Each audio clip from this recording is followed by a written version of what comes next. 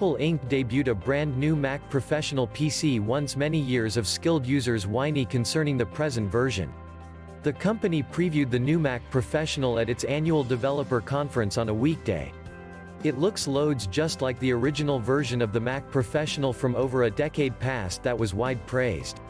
The new machine has a casing that appears sort of a cheese kitchen utensil, which will be upraised off to swap out elements together with storage drives, memory chips, and therefore the graphics processor.